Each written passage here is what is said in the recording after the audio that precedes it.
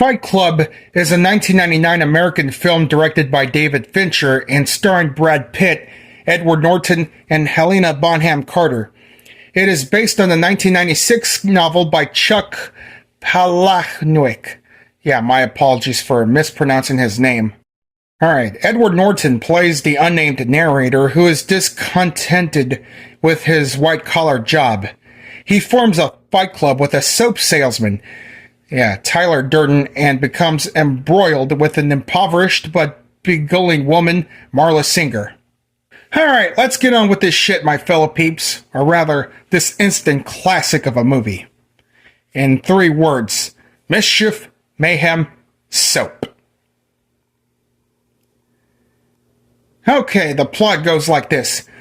The unnamed narrator is an insomniac dissatisfied with his job and lifestyle. As a form of therapy, he attends to support groups for problems he does not have, such as alcoholism and testicular cancer. Here he finds an emotional release in expressions of vulnerability, until he encounters another imposter, Marla Singer. After a confrontation, the two agree to attend different groups. During a business flight, the narrator meets a soap salesman, Tyler Durden, who criticizes consumerist lifestyle. When an explosion destroys the narrator's apartment, he moves into Tyler's decrepit house, and the two start an underground fight club in a bar basement. Wow, I want you to hit me as hard as you can. I'm sorry, what? Whatever. Okay, Tyler saves Marla from an overdose, initiating a sexual relationship between them, while the narrator remains cold to her. The narrator quits his job and blackmails his boss for funds. He grows Fight Club, attracting new members, including his cancer support group friend, Bob. Tyler transforms the club into Project Mayhem, committing acts of vandalism to disrupt the social order. Feeling sidelined, the narrator confronts Tyler, who admits to orchestrating the explosion in the narrator's apartment to free from his lifestyle. The two argue, and Tyler soon goes missing. When the police kill Bob during the mission, a narrator tries to dismantle Project Mayhem and discovers its nationwide reach. Marla claims the narrator name is Tyler Durden, revealing that he and Tyler are split personalities. With Tyler taking full control during the narrator's insomnia episodes, the revelation triggers Tyler's reappearance and angers him. Well, I'll be damned. Looks like there's some schizophrenic shit right here. The narrator discovers Project Mayhem's ultimate objective, to erase all debt records by blowing up the skyscrapers of the consumer credit companies. He warns Marla Singer to stay away from him and goes to the police to confess, but finds many of the police are themselves Project Mayhem members, who attempt to castrate him on Tyler's orders. Oh shit, looks like Tyler just snitched on himself, and the fucking police cops are threatening to cut off his genitals? Well, that doesn't sound good. The narrator escapes and disarms one of the bombs, prompting Tyler to attack him. Accepting that he is Tyler, the narrator shoots himself in the mouth, killing Tyler, while the bullet passes through the narrator's cheek. Marla and the narrator hold hands and watch the skyline as the targeted buildings collapse. Well, damn. Okay, that is really one of the most craziest films I've ever watched the first time. But I like it. Okay, so David Fincher said Fight Club was a coming-of-age film like the 1967 film The Graduate, but for the people in their 30s. Fincher described the narrator as an everyman. The character is identified in the script as Jack, but left unnamed in the film. David Fincher outlined the narrator's background. He tried to do everything he was taught to do, and tried to fit into the world by becoming the thing he isn't. He cannot find happiness, so he travels on a path to enlightenment, in which he must kill his parents, God, and teacher. What? By the start of the film, he was killed off. His parents, With Tyler Durden, he kills his god by doing things that they are not supposed to do. To complete the process of maturing, the narrator has to kill his teacher, Tyler Durden. The character is a 1990s inverse of the graduate archetype. A guy who does not have a world of possibilities in front of him. He has no possibilities. He literally cannot imagine a way to change his life. He is confused and angry, so he responds to his environment by creating Tyler Durden, a Nietzschean Ubermensch in his mind, while Tyler, who is the narrator, wants to be. He is not empathetic and does not help the narrator face decisions in his life that are complicated and have moral and ethical implications, Fincher explained.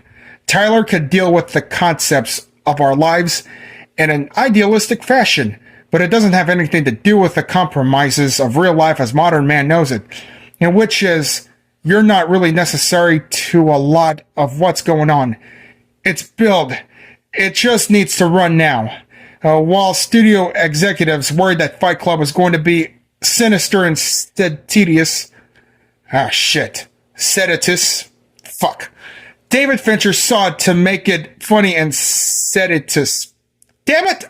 By including humor to temper the sinister element. Okay, then. Screenwriter Jim Olds described the film as a romantic comedy, explaining it has to do with a character's attitudes toward a healthy relationship, which is a lot better, which seems unhealthy and harsh to each other. But in fact does work for them, because both characters are out of the edge psychologically. The narrator seeks intimacy, but it avoids it with Marla Singer, seeing too much of himself in her. While Marla is seductive and negativist prospect for the narrator, he embraces the novelty and excitement that comes with befriending Tyler. The narrator is comfortable being personally connected to Tyler, but becomes jealous when Tyler becomes sexually involved with Marla. When the narrator argues with Tyler about their friendship, Tyler tells him that being friends is secondary to pursuing the philosophy that have been exploring.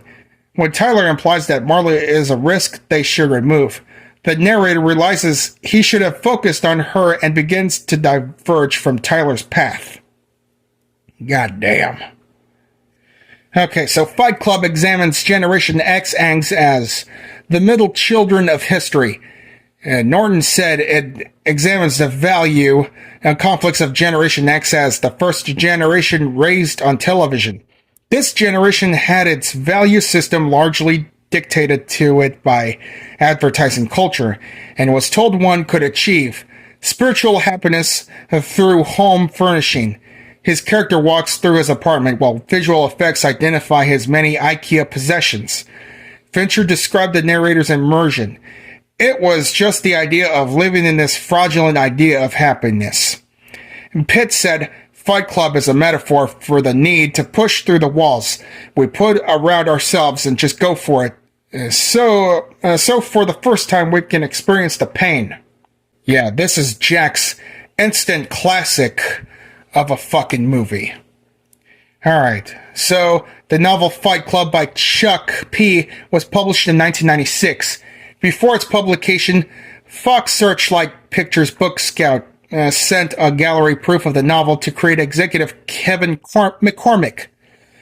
The executive assigned a studio reader to review the proof as a candidate for the film adaptation, but the reader discouraged it. McCormick then forwarded it to the proof producers Lawrence Bender and Art Linson, who also rejected it. Producers Josh Donen and Boss Ralph saw potential and expressed interest. They arranged unpaid screen readings with actors to determine the script's length, and the initial reading lasted 6 hours. Producers cut out sections to reduce the running time, and they used a shorter script to record its dialogue. Bell sent the recording to Laura Ziskin, head of the division of Fox 2000 Pictures, whom listened to the tape and purchased the rights to Fight Club from Chuck P. for $10,000. Wow. Alright, the music score is when David Fincher was concerned that the band's experience in writing film scores would be unable to tie the themes together. So he sought a band which had never recorded for the film. He pursued Radiohead, but the singer Tom York declined as he was recovering from the stress of promoting their 1997 album, OK Computer. Fincher instead commissioned the breakbeat producing duo Dust Brothers, who created a postmodern score encompassing drum loops, electronic scratches, and computerized samples. Dust Brothers performer Michael Simpson explained the setup. Fincher wanted to break the new ground with everything about the movie, and a non-traditional score helped achieve that. The climax and end credits featured the song Where Is My Mind by Pixies. Fight Club premiered at the 56th Venice International Film Festival on September 10th, 1999, and was released in the United States on October 15th of that same year by 20th Century Studios. So the film failed to meet the studio's expectations at the box office and polarized critics. It was ranked as one of the most controversial and talked about films of the 1990s. However, it later found a commercial success with its home video release, establishing it as a cult classic and causing media to revisit the film. In 2009, on its 10th anniversary, New York Times dubbed it as the defining cult movie of our time. Alright, cineast Gary Crotus summarized the critical reception at the time. Many critics praised Fight Club, hailing it as one of the most exciting, original, and thought-provoking films of the year. He wrote the negative opinion. While Fight Club had numerous critical champions, the film's critical attackers were far more vocal, a negative chorus which became hysterical about what they felt to be excessively graphic scenes of fisticuffs. They felt such scenes served only as a mindless glamorization of brutality, a morally irresponsible portrayal, which they feared might encourage impressionable young male viewers to set up their own real-life fight clubs in order to beat each other senseless. A newspaper reported, many loved and hated in equal measures. Some critics expressed concern that the film would incite copycat behavior, such as that scene after A Clockwork Orange debuted in Britain nearly 3 decades previously. The film review website Metacritic surveyed 36 critics and assessed 24 reviews as positive, 10 as mixed, and 2 as negative. It gave an aggregate score of 67 out of 100, which it said generally favorable reviews. The similar website Rotten Tomatoes surveyed 185 critics and categorizing the reviews as positive or negative, assessed 149 as positive and 36 as negative. For the subset of reviews that had scores, it determined an average of 7.4 out of 10 and gave it a score of 81% and summarized the critical consensus. Solid acting, amazing direction, and elaborate production design making Fight Club a wild ride. Yeah, it was nominated for the 2000 Academy Award for Best Sound Editing, but lost to The Matrix. Okay, Helena Bonham Carter won the 2000 Empire Award for Best British Actress. The Online Film Critics Society also nominated this film for the Best Film, Best Director, Best Actor, Edward Norton, Best Editing, and Best Adapted Screenplay, ULS. Though the film won none of the awards, the organization listed Fight Club as one of the top 10 films of 1999. The soundtrack was nominated for a Brit Award, losing to Notting Hill. Yeah, despite all that, this Fight Club movie is one of the best films I've ever seen in my life. So in conclusion, my fellow peeps, I truly recommend Fight Club. Not the fucking game, of course, but the movie itself. Well, yeah, especially the book, but I mostly recommend the movie. It gives us the feels of insomniac, schizophrenia, and the chills.